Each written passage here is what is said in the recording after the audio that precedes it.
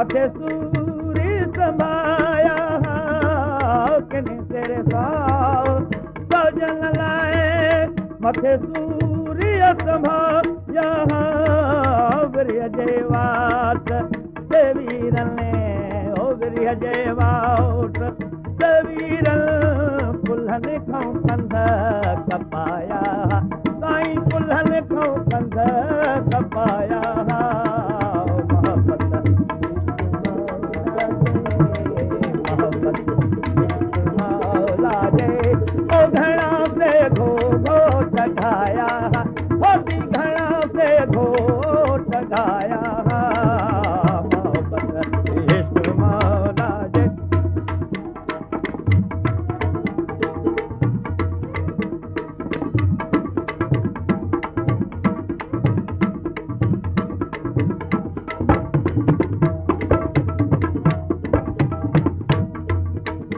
तिन में मोटण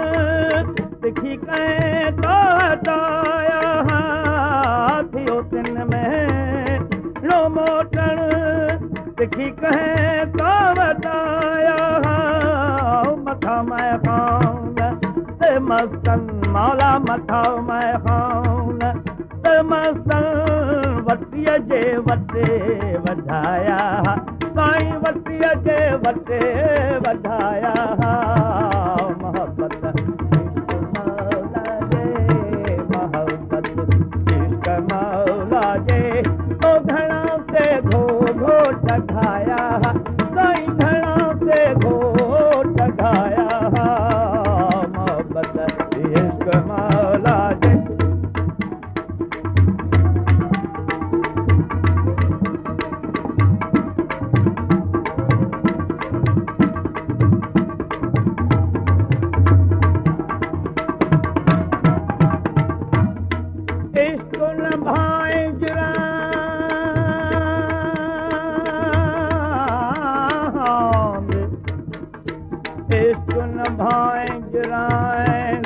खेदन गभरू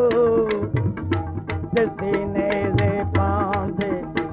उछलता अदा किए ला ला ला ला ला इन पिड़ में पहलवान ने जौशों जी जलाया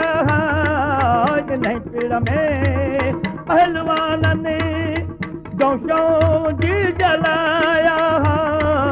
खया जे मौज मस्तीअ जे मौला खया जे मौज मस्तीअ जे उहे हिन पार आया साईं उहे हिन पार आया मोहब्बत इश्क मौला जे मोहब्बत इश्क मौला जे ओ घणा से घो टघाया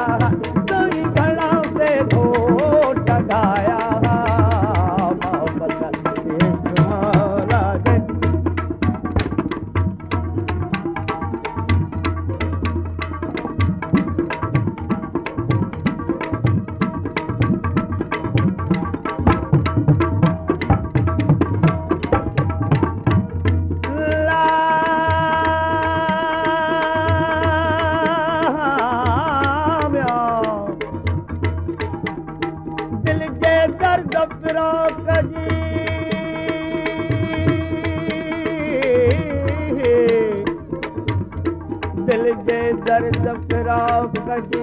कहिड़ी ॻाल्हि करियूं लिखे लोह कलम जूं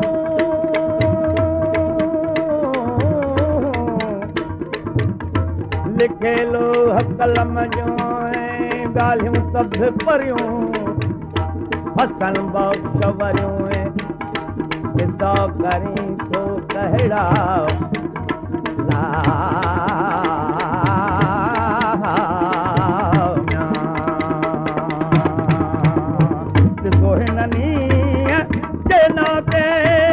किनी जा फिर गवाया